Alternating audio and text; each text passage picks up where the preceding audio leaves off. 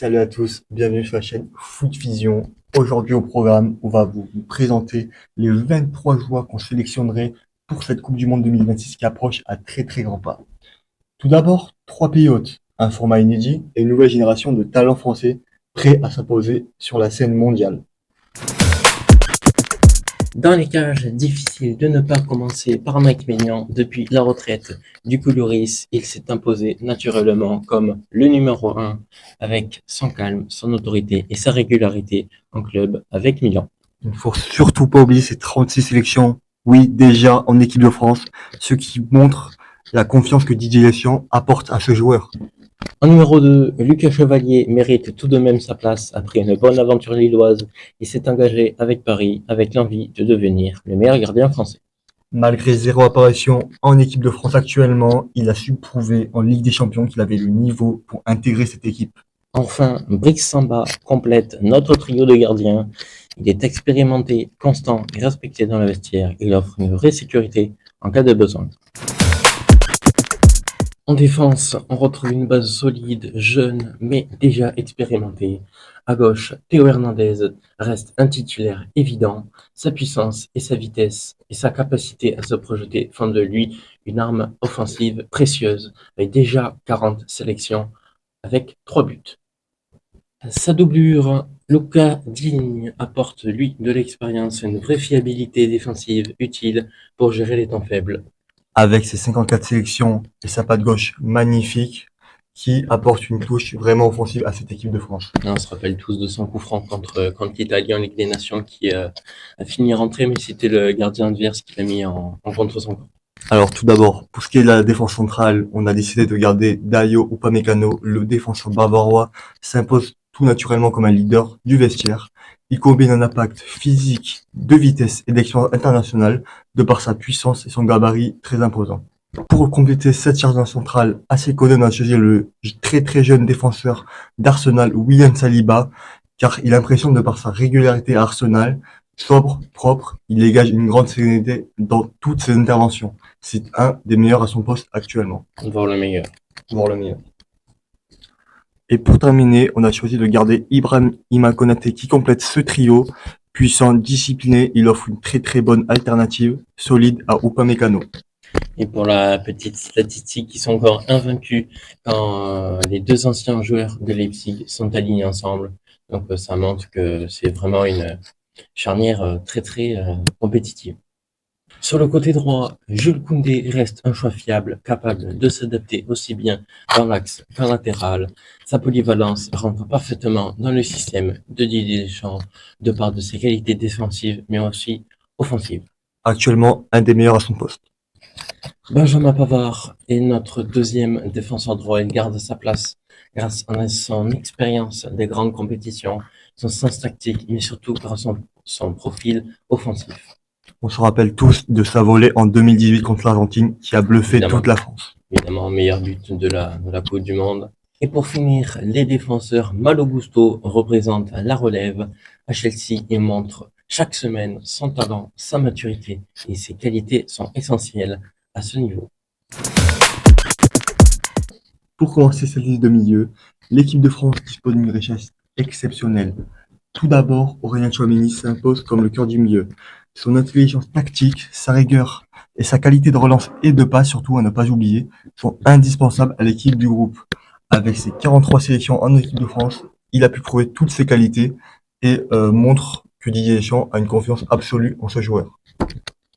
Pour continuer cette liste, on a décidé de garder Manu Koné car il mérite sa place pour son intensité et sa capacité à casser les lignes, balle au pied, dans ce milieu de terrain. Avec ses 11 sélections, il a prouvé qu'il pouvait avoir sa place dans cette équipe. Il a fait une bonne première partie de saison, notamment avec des buts importants qui peuvent donner la victoire à son équipe. Eduardo Camavinga apporte énergie et polyvalence, capable de jouer à plusieurs postes, comme notamment latéral gauche. Il s'adapte à toutes les situations avec un niveau toujours élevé. Adrien Rabiot, l'expérimenté, reste une valeur sûre. Il est régulier, il apporte de la stabilité et le volume de jeu nécessaire dans les matchs en jeu. Sans oublier son jeu de tête qui est très très efficace sur les coups de pied arrêtés car on l'a vu récemment avec tous ses buts de la tête en équipe de France. Oui, il a marqué l'intégralité de ses buts. Il est à 7 buts marqués avec la tête. Et pour finir, la liste des milieux, Khéphren Thuram, le fils de Lilian, symbolise la relève, sa progression et son impact dans le jeu font de lui un candidat crédible pour ce groupe. Actuellement, très très bon joueur à la Juventus, il porte actuellement ce milieu de Oui. terrain de la Juventus, avec sa capacité à aller de l'avant et bien sûr de bien défendre. Pour commencer cette liste des attaquants, Kylian Mbappé est évidemment le leader offensif de cette équipe. Capitaine, il porte le groupe par son efficacité, son charisme et son expérience des grands rendez-vous. Avec ses 53 buts en 93 sélections, il montre qu'il est à chaque fois décisif quand il joue avec cette équipe. Il y a 4 buts du record d'Olivier Giroud pour être le meilleur buteur de cette équipe de France. Pour continuer cette liste, on a décidé de prendre Désiré Doué, car il confirme son immense potentiel que Paris a mis en lui. Percutant, imprévisible, il peut faire la différence sur une action individuellement. Actuellement, il est dans la course pour le Golden Boy, il est même le grand favori. Pour continuer cette liste, comment ne pas mettre son coéquipier au PSG, Ousmane Dembélé, l'actuel Ballon d'Or, reste un joueur à part. Capable de déstabiliser n'importe quelle défense par ses dribbles, il apporte la vitesse et la créativité nécessaires dans cette équipe de France.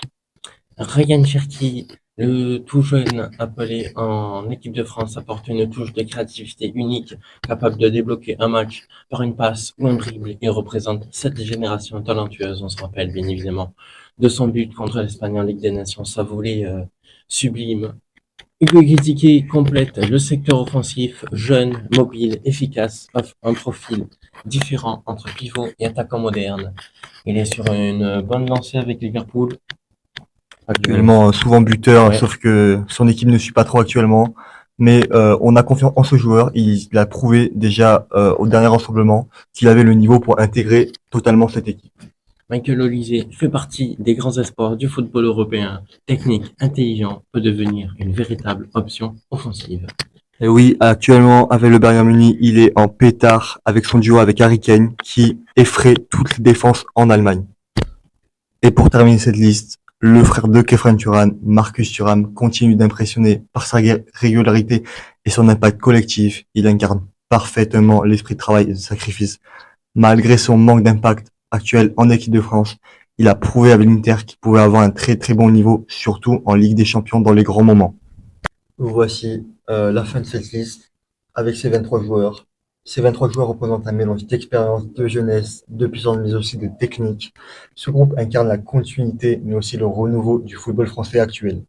Avec des leaders établis comme, par exemple, Maignan, Upamecano ou encore le capitaine actuel de cette sélection, Kylian Mbappé, et avec des talents très très très prometteurs comme Désiré Doué, Malo Gusto ou encore Michael Olise. Cette France dispose d'une profondeur exceptionnelle à tous les postes. Cette génération a tout pour marquer l'histoire à nouveau du football français. Voici donc notre sélection finale. N'hésitez pas à dire quelle serait la vôtre dans les commentaires et n'oubliez pas de vous abonner en retour.